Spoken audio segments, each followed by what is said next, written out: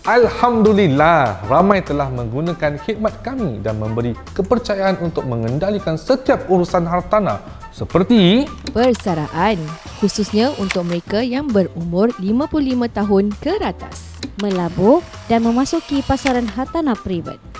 Penceraian, mengendalikan urusan perumahan yang kompleks. Naik taraf sering berlaku kerana bertambahnya anggota keluarga anda. dah tentu semua ini takkan berlaku tanpa perundingan dan yang paling penting, tiada obligasi. Sekali lagi, terima kasih kepada anda semua.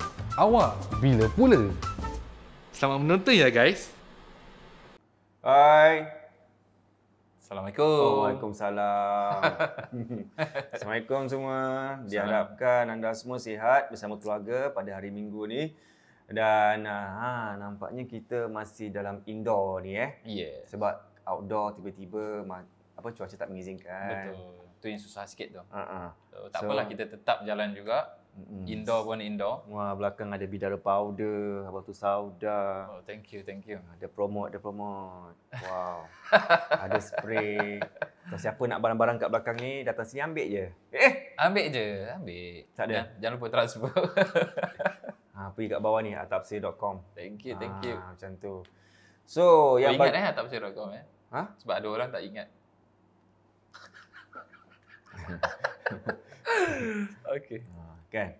Itu memang. Tu bukan apa. Tu nak kena azan. Okey. Terima kasih kerana sudi lagi bersama. Sudi lagi pula. Senantiasa bersama kami dalam Poker Extra.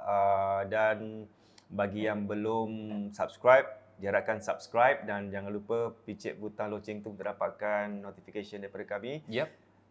And masih ada, ni September masih September dan kita masih ada lagi masa untuk korang kalau nak ikut kita pergi KL 21 hingga 23 Oktober. Boleh telefon nombor di bawah tu, ada kan nombor telefon tu kan? Yes. +60 tu. So boleh bawa family sekali, kawan-kawan apa semua. Kita enjoy kat sana insya-Allah. Ya, kalau misalnya you all nak macam, ni package kan, harga package dengan coach, tapi ada pula fikir pasal apa tau. Alamak, kita memang nak pergi KL ke apa kan? KL kan. Nak join kita kat sana, boleh join juga, bayar je. Bertelefon nombor tu, nama dia Rizal ke, tak silap Rizal. Tanya dia macam mana harga berapa gini-gini, kita nak bilik, nak join. Dia Singaporean kan? Singaporean, orang Singapura kita. So jangan takut untuk apa-apa lah. Kalau bagi yang ada yang dah bayar tu rasa macam alamak, ada orang belum balas email, takut macam duit digelapkan ke apa tu, jangan takut, tak ada apa-apa. Kita bertanggungjawab. InsyaAllah. Okay? Kalau dia larikan diri, kita hantar barang. Sekali dia tengok Azim. Okey. Ya. Ada apa-apa lagi sebelum kita mulakan? Tak ada, itu je dulu. Betul. Okey. Topik kita hari ini pasal bekam. Bekam. Sekejap terlupa naik barang. Sambil kita pasal bekam, pasal bekam ni ada soalan. Tapi sebetulnya pasal soalan tu, bagaimana dengan pandangan Ustaz tentang tamu Poker Extra yang kita adakan Ashraf. Ashraf, well done. Ashraf, well done. Well done. Dia dah cakap. Memang badan kita dah nak sama dan saya rasa ilmu pun dah nak sama dah, insya-Allah. Habis dia cakap naik berbuai putus macam tu. Apa dia? Dia cakap naik berbuai, saya cakap kita naik berbuai. Pasal apa putus? Dia cakap gitu. Kau rasa. Dia tengok macam mana dia nak berbuai. Ashraf, awak nak naik berbuai tak ada kaki tu lari. Azim. Tak maaf, kita bergurau aja. Tak, kita cakap depan ni. Kita bergurau aja semua. Ashraf tengok Mesti dia ketawa. Okey, daripada tak nak sebut nama panjang, AA je lah. AA, okey. Assalamualaikum. Waalaikumsalam. Saya menulis email ini kerana saya ingin bertanya tentang bekam angin dan bekam darah. Memandangkan minggu ini topik Poker Extra. Memandangkan minggu ini. Okey. Soalan saya adalah seperti berikut. Bekam dapat membantu keresahan dan penyakit kulit seperti eczema dan urtikaria.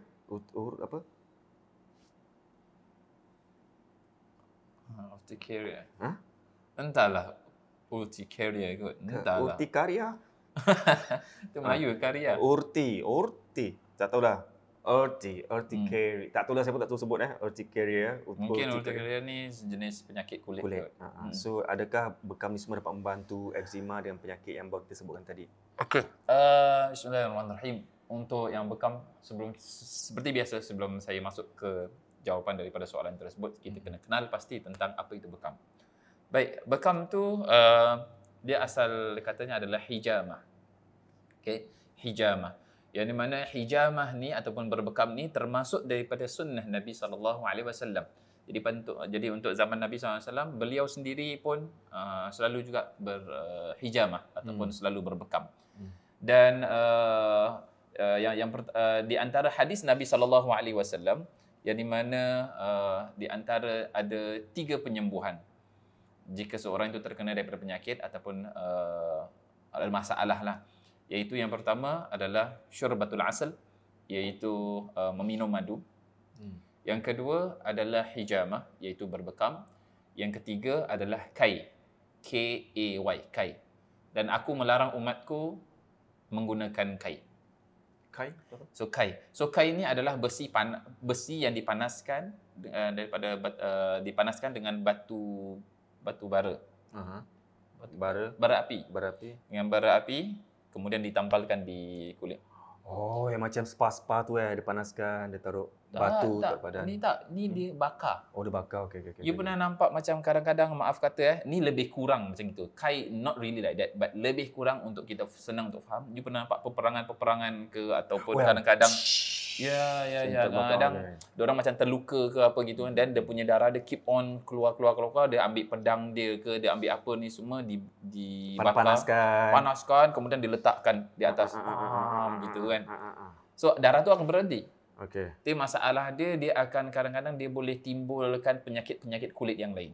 Alright. Tapi kalau macam gitu biasanya dipakai pada waktu yang sangat darurat sekali. Maknanya darahnya keluar, tak stop. Kemudian kalau kita tak stop, dia akan mati, kekurangan darah. Contoh seperti itu.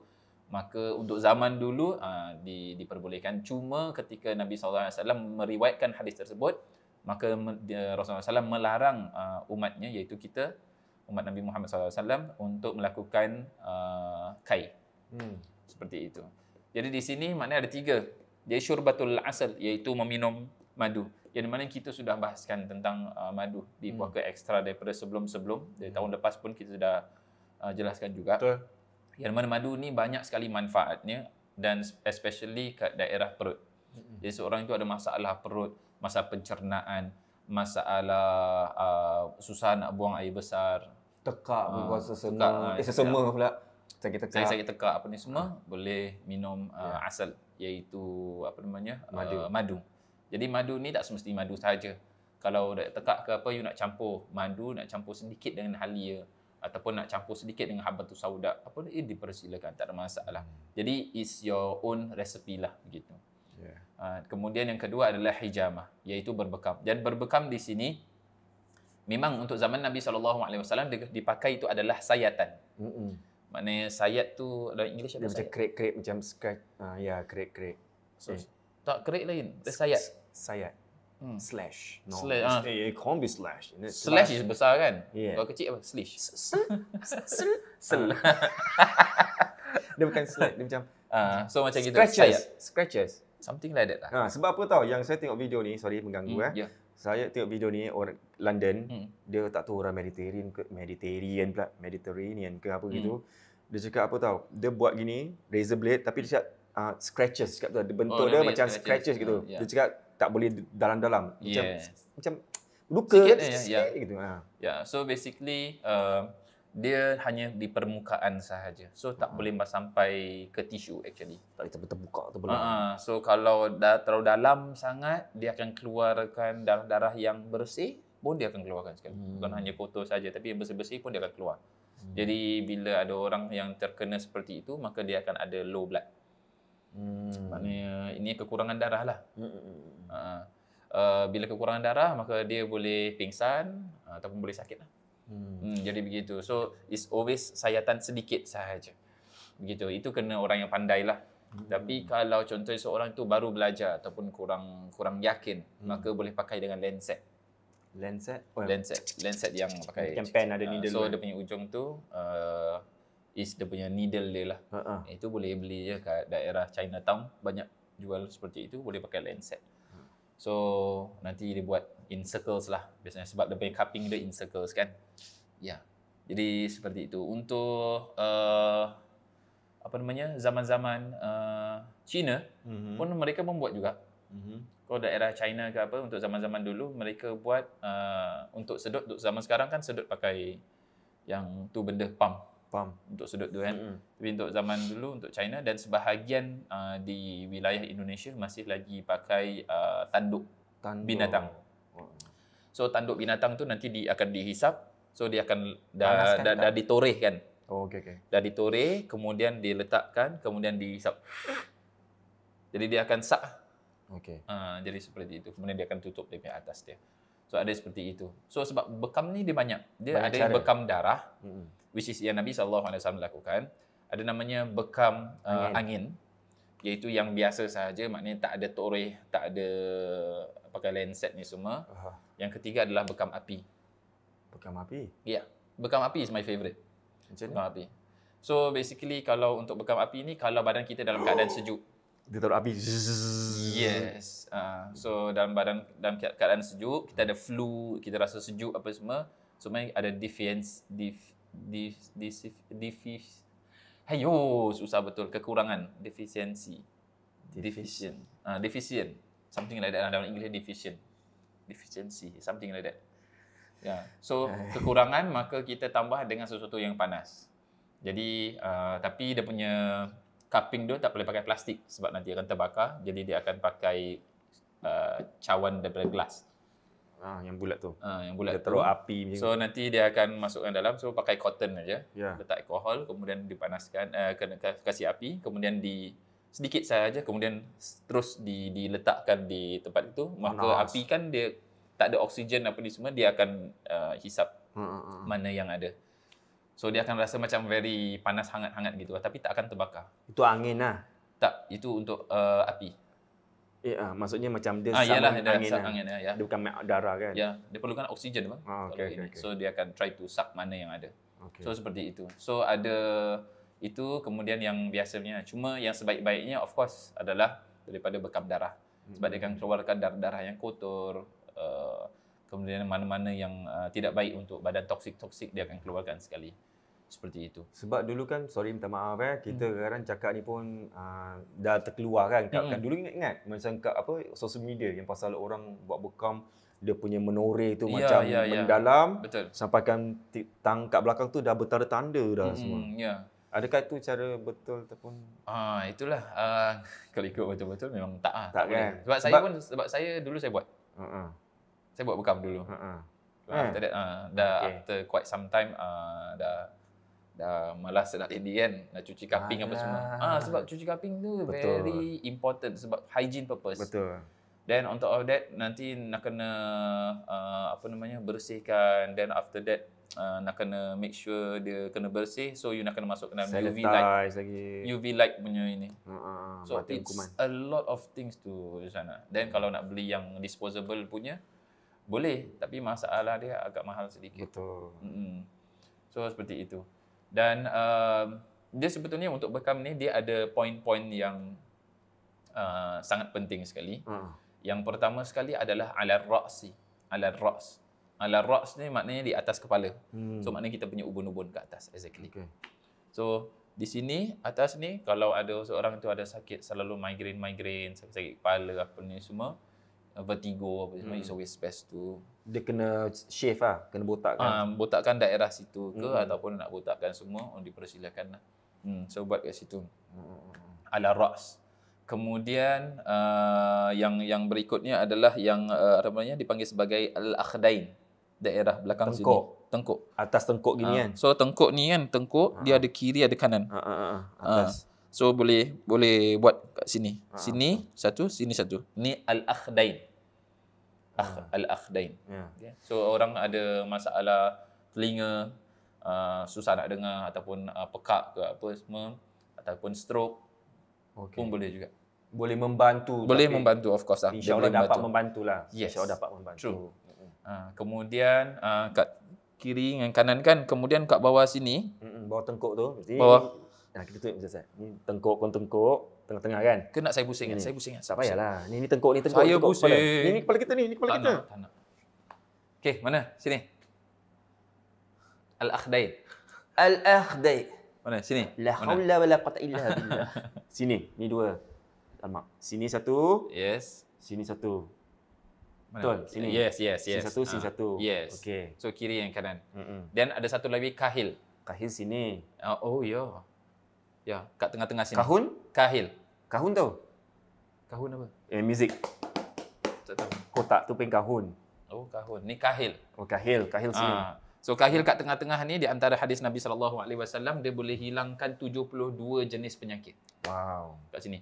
Even yang tempat-tempat yang tadi tu, ala ra'si, akhdain, kahil, ni tempat-tempat yang you boleh pegang untuk ruqyah. Oh.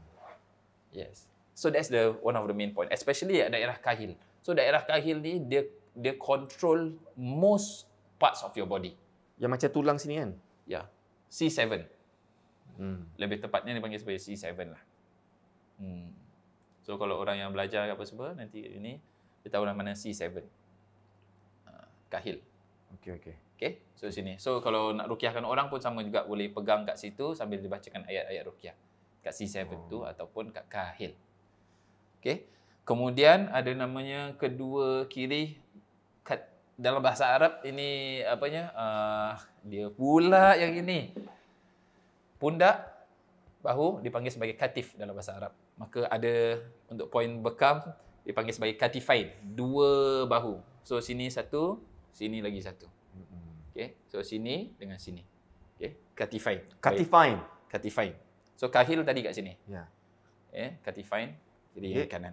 Katifain. Ya, katifain. Okay. So ini pun bagus juga kalau ada masalah frozen shoulder dan lain-lainnya, is always good. Baina katifain. Kalau ini dia biasanya kalau orang yang ada selalu sakit kepala, dia maaf dia punya masalah dia selalu akan jatuh ke sini. So ke sini. Okay. So orang yang selalu sakit kepala dalam ilmu ruqyah ke apa, dia akan selalu sakit tengkuk, sakit kat bahu. Orang yang selalu sakit kepala disebabkan oleh apa? Sihir ke apa semua. Wow. So bukan benda yang duduk atas ni. Bohong, tak ada. Okay. Ini saya buka terus. Tak ada jin ke apa duduk atas sini ke apa sebab itu rasa berat. Bohong. Itu tukang apa namanya? Tukang obat bilang apa semua kakak atas sini ke apa semua. That one jangan percaya. Okay. Bini je. Apa-apa spray-spray je. Okay. Dia ini sebab dia related. So this is your C. Your C punya area lah. C7. Okay. So contohnya seperti itu. So boleh buat sini. Kemudian next punya yang kat bahagian bawah sini. Boleh nampak tak? Nak saya bangun ni. Ni. Bangun. Macam orang sikit. Okay. So gunakanlah bidara. sini. 2. Okay. Kau daerah sini dipanggil sebagai your lumbar. Okay. Lumbar. Lumbar. Ni kalau daerah ini biasanya orang kadang-kadang ada slip disc kat daerah sini kan, L4, L5 dan lain-lainnya kat sini. Okay. So yang ini letak kat sebelah kanan, bukan exactly kat your spine. So on your left side and your right. So your spine kat tengah, tepi dia je. Ini dipanggil sebagai alal wara'. Wara' tu maknanya di belakang. Alal wara'. So kiri yang kanan. Ini kalau ada masalah apa yang you bekam di sini adalah menunjukkan yang ada masalah di hadapan. So kalau you ada masalah usus, masalah ginjal, masalah susah nak buang air, masalah apa lagi, ada kadang-kadang ada kanser perut ke, ataupun ada masalah ulu hati ke apa, di atas sikit lah. Contoh seperti itu, semua kat daerah sini. Dan kebanyakan seorang itu terkena daripada penyakit-penyakit adalah 80% adalah daripada perut. So maknanya tak ada orang bekam kat daerah perut, maka orang akan bekam di belakangnya gitu. So kalau orang ada masalah paru-paru, ada asma, ada bronchitis, susah nak nafas, adanya heart palpitation dan lain-lainnya, boleh dibekamkan di satu sebaris dengan you punya jantung lah. Dengan you punya jantung, you punya paru-paru kat di hadapan. So maknanya kat daerah sini. Begitu. So this how dia punya bekam dia works lah. Ini lah sedikit-sedikit lah. Saya tak boleh tunjukkan semua kan. Kalau tu saya boleh buka semua. Jangan. Orang lain semua tengok je dah. Ting ting ting ting Semua ting. matikan. Jadi contohnya seperti itu. So banyak sekali faedah-faedah, fadilat-fadilat tentang bekam. Begitu. Satu okey, berapa kerap kita kena bekam?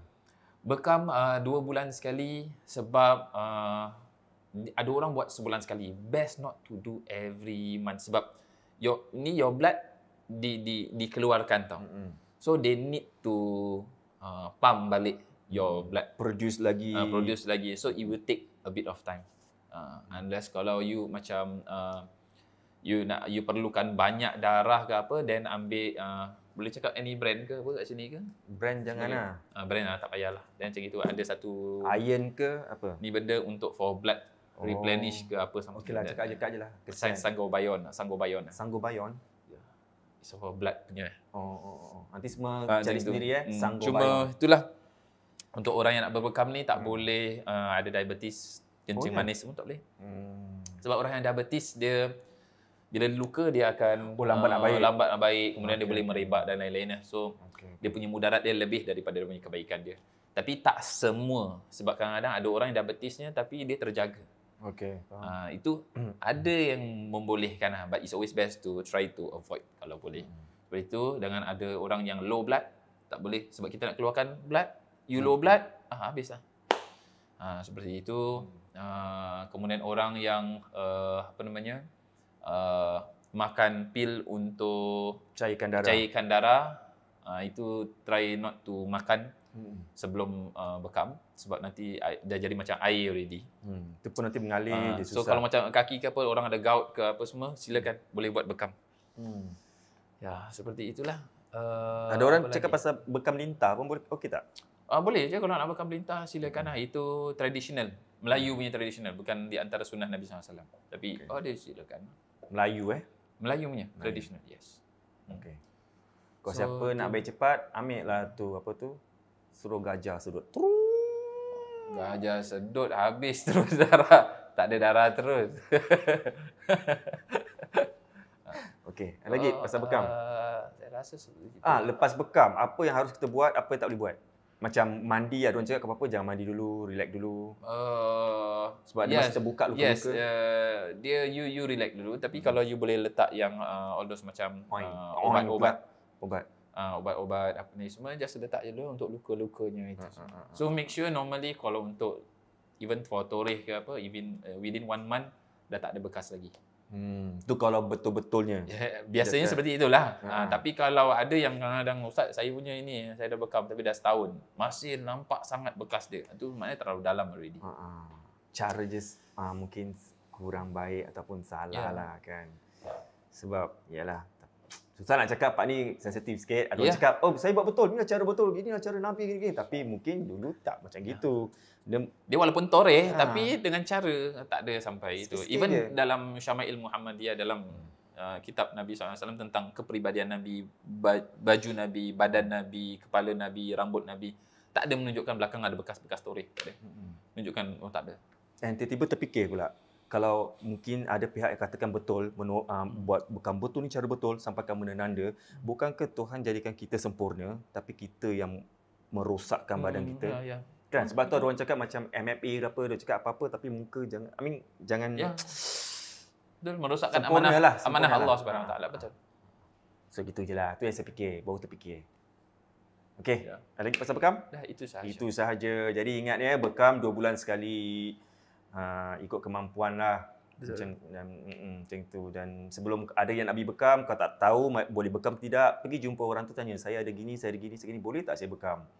Kalau dia cakap tak boleh, ya kan. Ya kan pula, dan jangan.